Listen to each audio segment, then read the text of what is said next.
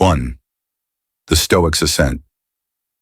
The days pass, and the Stoic moves through the world with the same quiet strength, untouched by the chaos that surrounds him. He has mastered the art of indifference, learned to draw boundaries without anger, and found peace in silence. Yet the journey is far from over. New trials emerge, more subtle and insidious than before. Toxicity does not always come in loud voices or overt hostility. Sometimes it whispers in the guise of friendship, lurks in the shadows of obligation, or wears the face of those closest to him. He begins to notice the weight of unseen chains, expectations placed upon him by others, obligations he never agreed to, and silent judgments that seek to mold him into something he is not. These forces press against him, not with the force of direct confrontation, but with the slow erosion of self. The pressure to conform, to please, to carry burdens that are not his own creeps in like a tide, threatening to pull him under.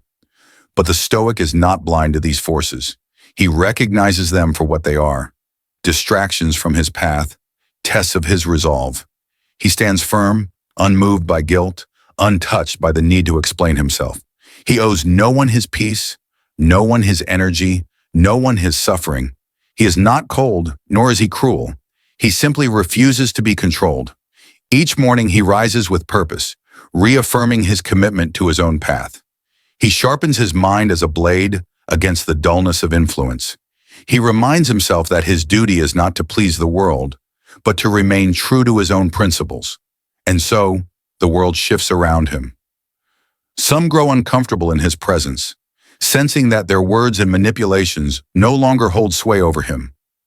They call him distant, callous, even selfish. But he does not waver. He understands that their discomfort is not his burden to bear. Others, however, begin to see him differently. They notice the serenity in his gaze, the quiet confidence in his step. They see a man unshaken, unburdened, unafraid. Some mock him, some envy him, but a few, just a few, begin to follow his example. They too begin to let go of the weight of others' expectations. They too begin to reclaim their peace. The Stoic does not seek to change the world. He simply seeks to master himself. Yet in doing so, he becomes a beacon for those ready to rise above the noise. And so he walks forward, not away from the world, but above it. 2. The weight of solitude. With each step forward, the Stoic feels the world growing quieter. The further he distances himself from toxicity, the fewer voices remain. The distractions fade. The noise of gossip, of false friendships, of manipulative whispers, gone. In their place, a profound silence settles, stretching out like an empty road beneath an open sky. At first, this silence feels unnatural, almost heavy. There was once comfort in the chaos, in the familiarity of meaningless conversations and hollow laughter. Now he stands alone, stripped of illusion, left only with his own thoughts. This is the test that few anticipate. The challenge that follows the departure from toxicity. The realization that cutting ties does not bring instant peace, but a lingering void. Doubt creeps in like an old adversary, whispering in the back of his mind. Was it worth it? Should I have stayed? Could I have endured just a little longer? The Stoic knows these thoughts well. They are not truth, but remnants of attachment, the echoes of a past life trying to reclaim him. He does not fear loneliness, for solitude is not suffering. It is a crucible, a place where the soul is tempered, where the mind is sharpened. In this space of stillness, he begins to see clearly. He sees who he truly is without the weight of others' opinions pressing upon him. He sees his own values untainted by the expectations of the world. There is pain in this process, but also transformation. He does not seek to fill the silence with empty distractions. Instead, he embraces it. He uses it to reflect, to refine his purpose, to strengthen his resolve. And slowly, something remarkable happens. The solitude that once felt heavy begins to feel light. The absence of toxicity is no longer a void, but a sanctuary. Where there was once noise, there is now peace.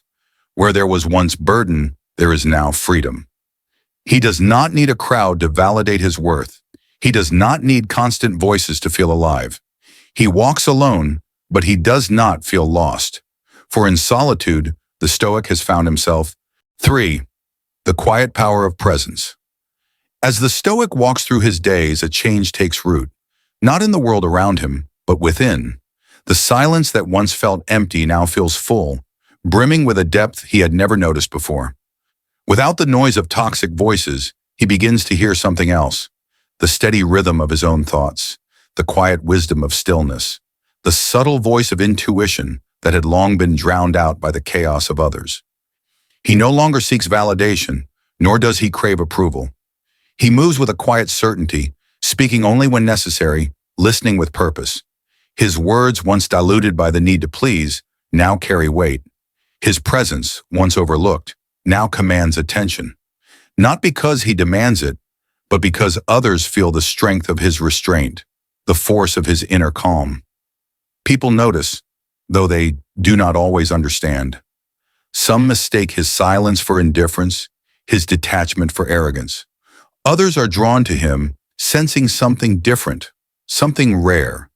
They see a man unburdened by petty concerns, untouched by the endless cycle of emotional reactivity.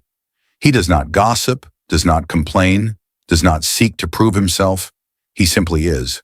And in being so, he begins to influence the world around him, not through force, not through persuasion, but through example. The anxious grow calmer in his presence. The restless grow still. The loud become quiet, sensing that words are unnecessary in his company. There is no need for grand declarations or rigid rules. The Stoic does not tell people how to live. He simply lives in accordance with his principles. And those who are ready, those who seek something more than the empty distractions of the world, begin to follow, not because they are told to, but because they feel the peace he carries within him. This is the quiet power of presence, the power of a mind unshaken, a soul undisturbed, a life lived in harmony with its own values. The Stoic does not seek to lead, and yet by walking his own path, he shows others the way. The storm that does not touch him.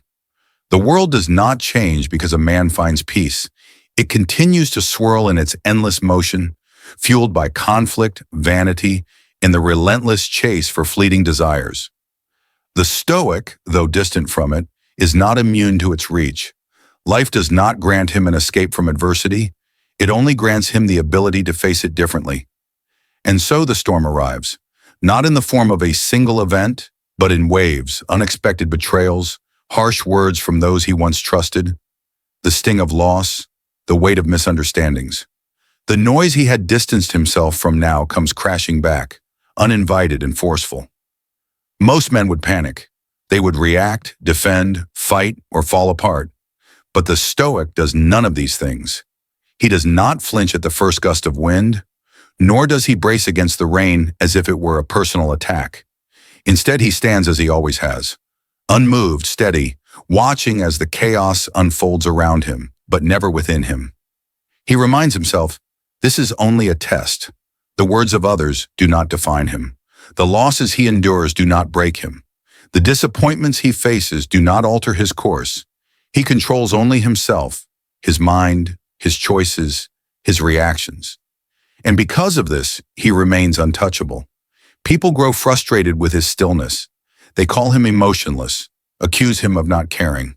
But he knows the truth. His restraint is not indifference, but mastery. He does care, but he will not be ruled by what is beyond him. He will not be a puppet to anger, nor a servant to fear. As the storm rages on, he walks through it, dry while others are drenched, calm while others flail in desperation. He does not fight the storm, nor does he flee from it. He simply lets it pass. And when it does, as all storms eventually do, he is still standing, stronger than before. The strength of letting go. As the storm fades into memory, the Stoic does not dwell on what was lost or broken. He does not replay conversations in his mind, searching for ways he could have fought harder or spoken differently. The past is not his to change. It belongs to time, not to him. But something within him has shifted. The storm did not move him, yet it left behind its lessons. He sees now that much of what people cling to, grievances, betrayals, even love, is as fleeting as the wind. It is not strength to hold on to what no longer serves him. It is not wisdom to grip tightly to that which seeks to leave. So he lets go. Not with bitterness, not with resentment, but with understanding. He releases the weight of old wounds, the chains of expectation, the illusion that things could have been any other way. He does not need closure from others, nor does he need apologies to find peace. His peace is his own to create. In letting go, he becomes lighter. The burdens he once carried, the need to explain himself, to be understood, to be validated, dissolve like mist in the morning sun.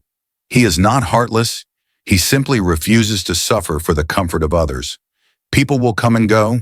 Some will misunderstand him. Some will resent his detachment.